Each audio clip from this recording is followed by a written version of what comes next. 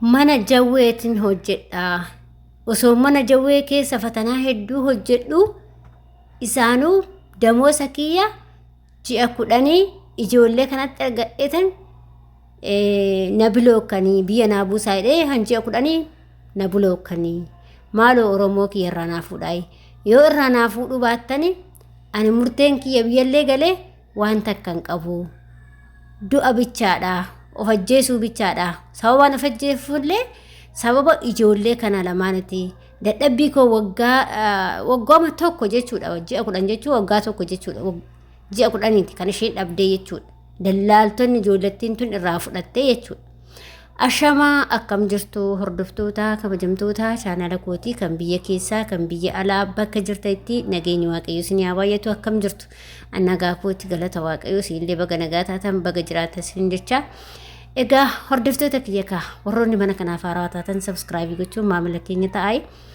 Egaa akkuma beekamu ilmi namaa qaata bineensa ta'e. Seenaa mucayyoo kanaa yeroo duraallee irratti hojjennee jirra. Mucayyoo kana sirriitti hin beekaanillee miidiyaa irratti illee dhuftee yeroo baay'ee yeroo dubbattee jirti. Mucayyoon kun kan hojjettu mana jawwee keessa hojjetti. Mana jawwee keessa hojjetti jawween illee isa lamaadha. Jawween lamaatu jira jettee jirti. Afaan isheetiin jettee jechuudha. Isa keessa osoo hojjettuu siqaayii kana keessatti mana illee naaqayyaraa jennaan biiroo hin didan. Mucayyoon kun siqaayii hedduu argaa jirti. Mucayyoon kun baay'ee dhiphachaa jirti. Kanuma keessatti mucayyoon kun kaatee akkuma nama kamuu erga namni dalagatee namarraa nama barataa jara ijoollee kana barattee qarshii ishee kan ji'a 10 itti kennatte biyya naa buusaa jettee riyaala kan 10 kun kuma 10 ta'a kumaanoo hojjettee addisiidha mucayyoon kun jechuudha. Mucayyoon kun itti kennattee raa'attee jarrittiin tun immoo birrii mucayyoo kanaaf fudhatanii mucayyoo sana bilookkanii jechuudha. Mucayyoon kun siqaayii hedduu argee yaa Oromoo kiyya sagalees naa ta'aa dhugaa bakka dhuguma kiyya barbaaduun barbaada dafqa kiyyan barbaada handafqa isaaniitii miti garuu waanan keessa darbisan tunatti dhagaamaara mana jawwee keessa osoo jawween akkana na nyaachuuf na ta'u obsee keessa dalagee isaanuu dafqa kiyyan dhabee ani galeessis waan itti galuun qabu birrii illee hin qabu. Of ajjeesuu qofaa jetti obboleettiin keenya kun waan baay'ee garaa nama nyaatu dhugaa rabbi. Obboleewwan koo ilmi namaa kun bineensa ta'ee jira. Dhugaa rabbi isin jira bineensa ta'ee jira bineensa bosonaa ta'ee jira ilmi namaa kun si nyaachuudhaaf haqqii kee nyaachuudhaaf beqa dafqa kee nyaachuudhaaf sis lubbuu tana baasuudhaaf ilmi namaa halkanii guyyaa sirratti dalaga obboleettii kun dhugaa waan baay'ee nama gaddisiisu. Egaa obboleettiin keenya kun dhugaa hedduu takkan baay'ee tokkoon gaddeefi hin boochi yeroo duraallee mucayyoon kun baay'ee boochee turte mana jawweetii maaloo na baasaayi mana jawweetii jawwee keessa hojjedhaa maaloo na baasaa isa qallabuun baqayyuu kan har'a boru na nyaachisu jedheetu ofii kiyyaayyuu sodaa keessa hin jira jettee baay'ee tokko dabarfatteerti garuu namni achiishillee baasu hin jiru. Ittuu immoo amma deebitee siqaayii kanaan osoo jirtu qarshiishii kan ji'a 10 dhabde. Ji'a 10 dhiisaa ijoollee ji'a riyaala tokko yoo ta'e agam tokko nama guba. Dafqinee itti irriiba keenya dhabnee itti dafqinee itti fatamnee itti kaffinnu jechuudha. Kanaaf obboleettii keenya kanaa sagalee ta'aati ijoollettii tan namoonni beektan hundi keessanii jiru waan qabda irratti gadi poosta ta'aati haa salphatanii jechuudha. Dhugaa rabbii isiniin jedha. Ijoolleen keenya keessattuu Oromoo nyaata malee sabni biraan hin nyaatu miti. Keenyumatu wal galagalee qarshii walirraa nyaata jechuudha. Wal guddisaa dhiisatti walirraa garagalee dafqa ofii nyaata. Dafqi namaa immoo homaa siin godhu. Gubaa namatti ta'a jechuudha. Isaan dafqa mucayyoo dafqa namaatiin yeroo hundumaa nima agarra. Gara miidiyoota garagaraatti irraa numa argaa jirra. Wala Dubaay, wala Kuwait, wala Beeruut, wala hundisaa soodii jechuudha. Bakka hunduyyuu hattuun hin jirti. Hattuun dafqa namaatiin bultu. Hattuun dafqa namaa nyaattee bultu.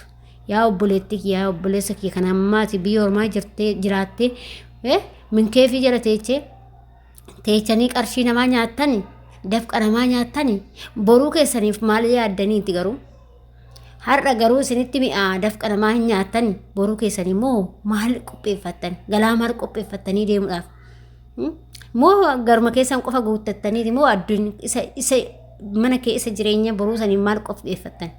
Kun isinitti dhagahamu addunyaa irratti haftu seetammoo kan dafqa namaa nyaattan dafqi namaa immoo si guba malee wayiituu sin baasu. Kanaaf ijoollee keenya yeroo baay'ee kan dafqa isaanii dhabaniif ijoollee keenya illee of eeggannoo guddaa godha. yeroo biyyaa baatan maaliif akka baatan beekaa namarraan qarshii argattan beekaa keessattuu ijoollee miidiyaa irratti beekamti yoo ta'e rakkoota kan qabu namni sun sekondiitti si dhiyaate birrii keessii kaffaluu danda'a waan ta'eef ijoollee keenya akkanumaan namarraan jettanii abbaa ta'etti qarshii keessa hin ergina maaliif garaa ofii kanaa amanuu dadhabnaa hixootti dhuganii jedha oromoon keenya gaafa mammaaku kanaaf nama ammaa amanuun baay'ee ulfaataadha ijoollee baay'ee ulfaatee jira jechuudha barichatu ulfaate barichatu baruma ulfaatu ta'e kanaaf of eeggannoo guddaa godhaa isin jedha hordoftoota kiyya obboleettii keenyas waaqayyoon dafqashii haa barbaadu dhugaa hedduu takka garaana nyaatte baay'ee garaana nyaatte obboleettiin keenya kuni maaliif akkuma kiyya akkuma keeti nan dalagadhaadha ishiinis kan biyyaa baatee garuu biyya namaa keessatti immoo akkana taate jechuudha kanaaf obboleettii keenya kanaafillee sagalee ta'aa ijoollee tana bira jedha kanaafi obboleewwan koo waan baataniifillee beekuu qabdanii namarraa ergattan qarshii keessan beekuu qabdanii kaayyoo keessan karoora keessan beekuu qabdanii jechuudha.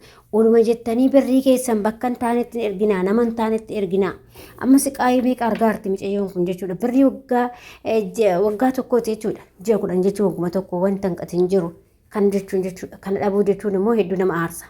Siigaltee kanaaf gisuma duraa of qottobaa namarraa ergattan nama amanamaa nama maatiin keessa sun beeku nama paaspoortii qabu osoo ta'e bakka barbaade waan taaneyyuu biyya barbaade keessa jiraadhu paaspoortii fi qaamaa qabaate taanan eessumattus yalaa bahuu hin danda'u obboleettii koo kanaaf dogongortaniituma namummaa argattan irraa yookiin ijoollee guddanyaatii akkas jettanii irraa ergachuu hin qabdanii jechuudha nama san addaan baafachuu qabdan eenyu akka inni ta'e akkasuma maatii isin bira jirta itti dabarsaa fakkeenyaaf amma ofii kiyyaa yoo isinitti mi'anii kan qarshii irraan naa ergu namticha kiyya ofiifaa dhaqee harkaa itti naa kennaan lakkoofsa isaa qaba namtichaan kun paaspoortii qaba haadha manaa xasii qaba iqaamaa qaba akkuma kiyya namtichi laal nama xarajamoo ta'e hin qabama waan ta'eef rakkina tokko hin jiru jedhee dhaqee lakkoofsa isaa irraa fudhatee dubbisaa bakka nagaa isaatiin dhaqee itti naa kenna jechuudha maaliif fudhatanii osoo badanii maaltu nama qaba sini galtee warra paaspoortii hin qabne maaltu beeka maaltu sii fuudha